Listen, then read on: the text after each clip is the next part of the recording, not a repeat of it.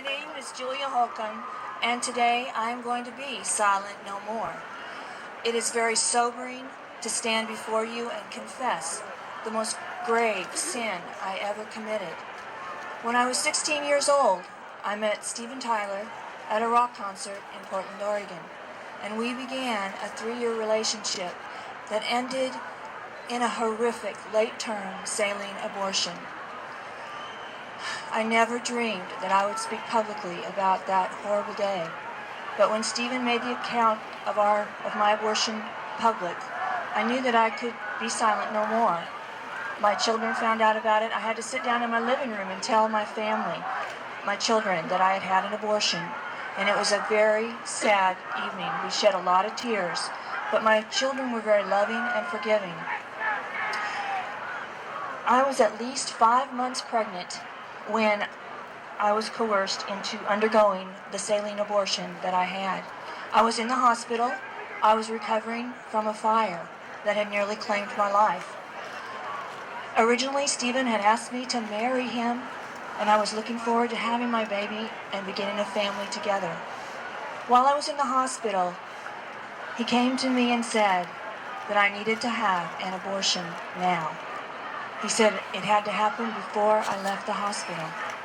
I had never stood up to Steven before, but I resisted him for hours. I told him that it was an unfair thing to come and ask me to have an abortion while I was barely recovered from a terrible fire.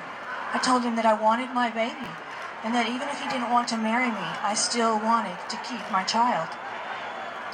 Eventually, he put the choice between him and my baby. He told me that if I did not have the abortion, he would send me away. And I was so young and frightened that I caved in to pressure. As soon as I agreed to the abortion, I was quickly moved into another part of the hospital. The preparation I received for my abortion was a doctor that stood beside me with a needle out of my view, and he said, "Hold very still, or you could be killed or injured." I froze in fear, and before I could even ask him what he meant, he had stabbed my stomach with a needle, puncturing my uterus, and began to inject saline. He told me that my baby was dead.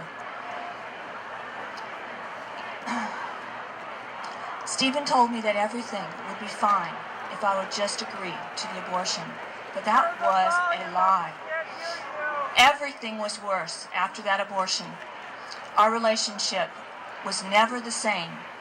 I could never look at him again without remembering what he had coerced me into doing and my baby that I had lost. And I don't think he ever could look at me again without remembering what he had done.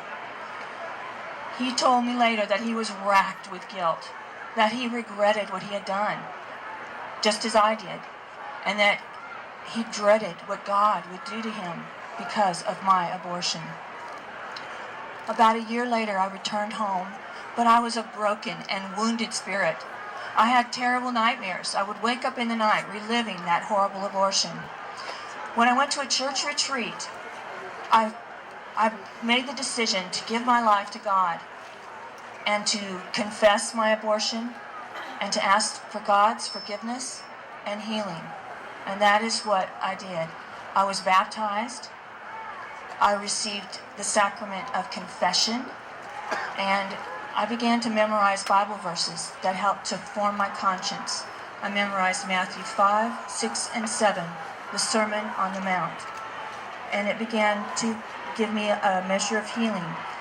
Also, I attended a Rachel's Vineyard retreat where I was able to experience an even greater level of healing. Today, I am very fortunate because I have been married for 30 years, and I have a beautiful family. I see my role as a wife and a mother to my 7 children as one of the greatest gifts that God has ever given me, and that is why I'm here to be silent no more.